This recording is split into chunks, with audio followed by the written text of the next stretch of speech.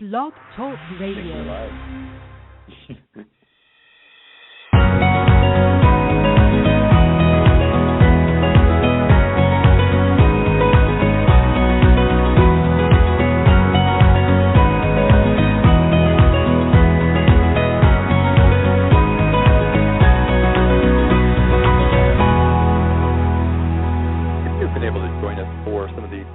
Episodes of Viatorian Voices, Conversations on the Way.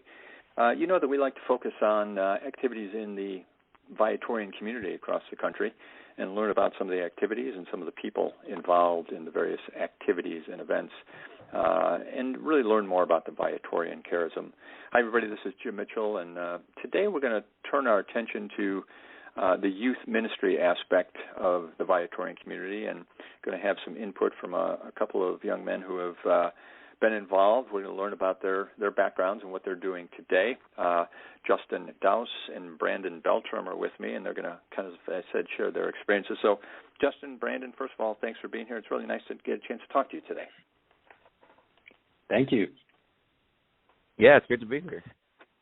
Looking forward to it, and I want to get to know you guys a little bit and hear about this, and of course have you share the message with others who are interested in what the Viatorians do. So, Justin, I'll start with you. Just give me a little bit about your background. Where you're from, what you're doing today, and let's get to know you a little bit. For sure, I'll try to keep it short and sweet. First of all, thanks for having me here. I'm from Las Vegas, St. Viator, Las Vegas, with Rosie and the gang. Went to Bishop Gorman High School with Brandon, who also went to elementary school with me, and very, very blessed to have gotten to know those people. And now I am a senior at the University of San Diego, so I'll keep it at that. Perfect. And how about you, Brandon? Yeah, very similar upbringing. I was born and raised in Las Vegas. Me and Justin were, friends at a young age, and honestly, we rekindled our friendship very much so in high school, which was really cool to do that with him, and go through confirmation and then be with Rosie and the gang, as you said. And now I am currently a sophomore at the University of Oregon and living out here in Eugene. Oh, wow. Go Duck. All right, so talk to me about the Viatorian experience. It sounds like Bishop Gorman High School we'll talk about a little bit. I know it's in Vegas. I know in some places Viatorians have parishes. Were you exposed to Viatorians in elementary school, high school? Where did you have your first contact? Very much so early on. We actually went to St. Viator, the elementary school.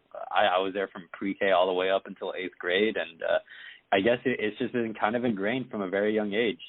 And it's kind of funny because the Viatorians, they started out a little bit Midwestern area, and then for them to come out, to the middle of the desert, it's been pretty cool. So, yeah. Yeah, and then for high school, there was the experience definitely continued as we continued to go back to St. Viator Parish. Obviously, we didn't go to the elementary middle school anymore, but we continued to go to the parish for our confirmation classes. And once we were confirmed, him and I, we stayed at the parish. One thing we loved to do there was teach vacation Bible school in the summers. Me and Justin have a lot of fun with that. And then through Bishop Gorman, there's the retreats and all of the religious associations there with the school, and we were on top of all that as well. We tried to get involved with everything that we could in that area. Yeah, and actually one last thing that I think about it is Bishop Gorman High School. It's actually the sister school of not just St. Viator Elementary, but now I think about it, at St. Viator High School in Arlington Heights. So it's that Viatorian charism progressed very naturally, I guess, for us, more so than other students that came from other schools. Yeah. Well, and I know the influence I've had. I'm a graduate of St. Viator High School in Arlington Heights many years ago, and many of my former teachers and administrators made their way out to Las Vegas, and I'm sure are people you've encountered as well. So I know there's great consistency in what happens throughout the community. We want to talk today about youth ministry, and for people who belong to parishes anywhere, they may be familiar with that term. There may be different concepts of it. And before we talk about some of the things you did and the experiences you had, Justin, I'll start with you. Can you kind of tell us what you would define youth ministry as? Well, what does that mean at sort of a high level? I guess if I could sum it up in a sentence, I'd say meeting the people where they're at. When I was impacted by youth ministry, it was at such a pivotal time of development and finding myself. So being able to have those kinds of role models and tenets and values instilled in me at such a impressionable age was very powerful. So I'll cap it off there. Yeah, okay. Brendan, is that kind of the way you would see it as well? Yeah, I would. He put it greatly, as in, youth ministry. It really hits home for people that are at a point of big development. I feel like for me, I've had youth ministry for a lot of my life. I feel like when I was a child, but by the time I got up to high school, that's really when youth ministry kicked in, and the whole consummation process, and helping. At the end of the day, it's also when you can be a part of youth ministry, and then you can also whether it's receiving it or giving it, if that makes sense. So there's both ends to it that you can get a lot out of it. That's a great way to put it. I want to talk about that a little bit as we go on here, but talk about now maybe a little more specific that first impression. Certainly, as you said, you're in an age where you're open, you're kind of searching, and if someone is at that age, what would you say in terms of your recollection, the sort of the first thing you got involved with, or the first time there was an impression, in your lives that sort of opened you up to wanting to learn more? I will say one thing that comes to mind from first impression wise, usually this is myself and a lot of friends that did end up getting really involved in campus ministry can all agree that it wasn't that high. It wasn't something that we thought that we would want to get into so much when we first dipped our toes in, if that makes sense. It kind of swept us over by storm. Yeah. It was silent, It kind of crept in there. It's like that whole love is patient, love is kind type thing. Speaks in whispers. Yeah.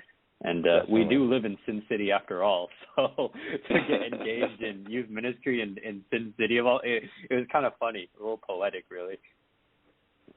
Well, the things I've heard and seen from various places in the Viatorian community, I think you guys mentioned it there, is you may be reluctant, maybe it's not something you necessarily choose, but it certainly seems like it's always a choice. And as teens or other young people, it'd be easy for parents to kind of push you into this. But in both cases, Brandon, I'll start with you. It sounded like it was kind of a choice. You learned, and you said, "Yeah, I want to do more of this." Yeah, I will admit, originally, getting confirmed and all that, it wasn't more or less a choice. It was just kind of something that I knew that I was going to do. That was kind of just expected of me to do. And, I did do it. And once I got through it, that's when I, started to realize, towards the end of all of it. It was by the time I was nearing the end of the things that I had to do to where it became optional, everything else after that. So, and I just kept going. It felt, at that point, it started to really feel natural, and it felt like something that I should keep doing. And I'm accepted and want to be at. So, of course, I would continue on, which I did.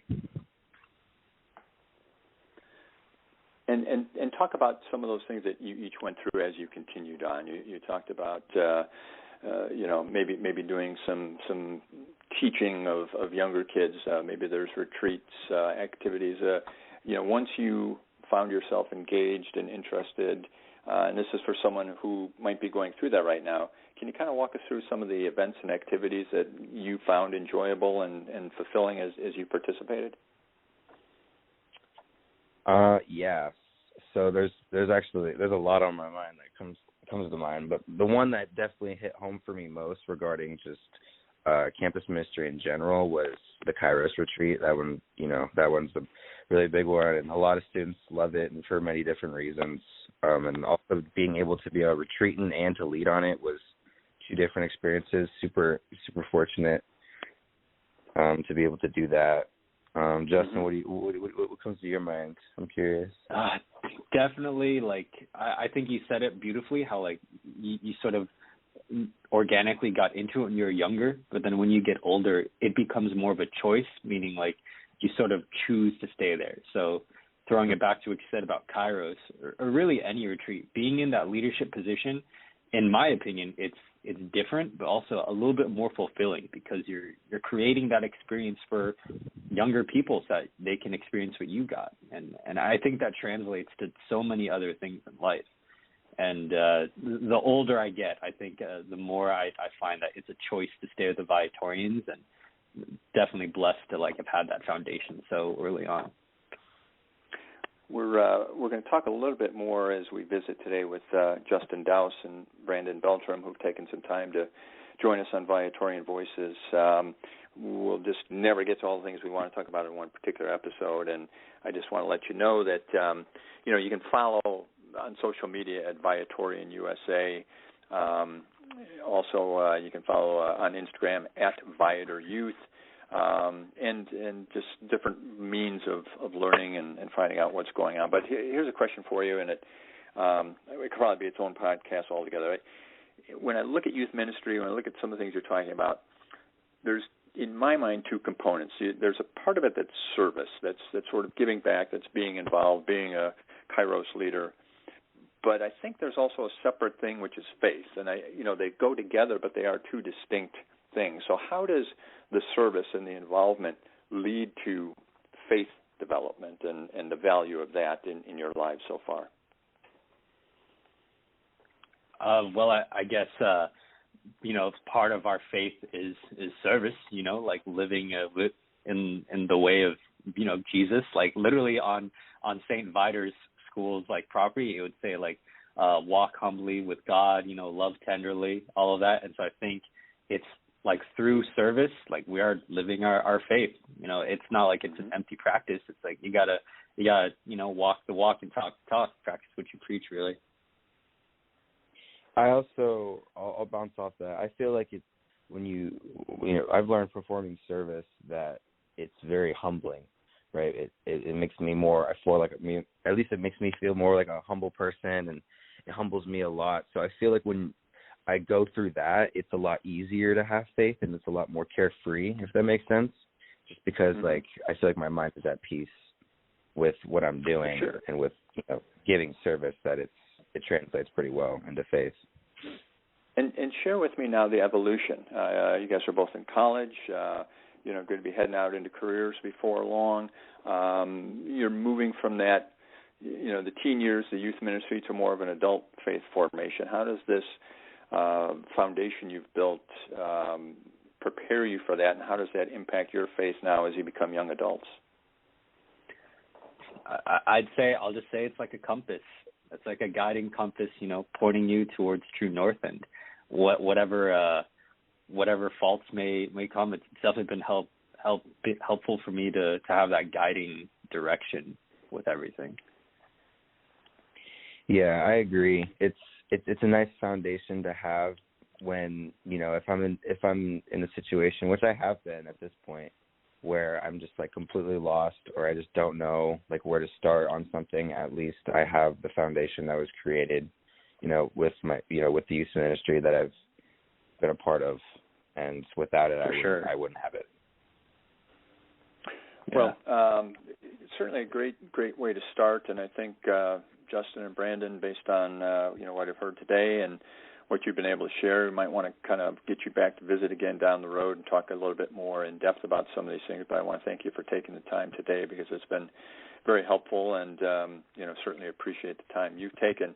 As we wrap things up, we like to remind everyone that the Viatorian community proclaims Jesus Christ and His gospel and raises communities where faith is lived, deepened, and celebrated. The community was founded by Venerable Louis Curbs, and the Viatorians are professed brothers and priests, and the lay associates, which we've talked about as well, who, as you will always hear, strive to do everything well so that through us Jesus may be adored and loved. And that includes St. Viator Catholic Community in Las Vegas, Bishop Gorman High School, which opened as the first Catholic high school in Nevada. And the Viatorians were invited to administer that and built a parish as well. And that goes back to 1954 and continues to serve. And to learn more specifically about the Viatorian presence in Las Vegas, you can visit St. Viator, and that would be stviator.org. And as I mentioned before, youth ministry at Viator Youth. And certainly follow us on social media at Viatorian USA. Thank you, gentlemen, for joining us. Thanks, everyone, for listening, and we'll look forward to next conversation on Viatorian Voices.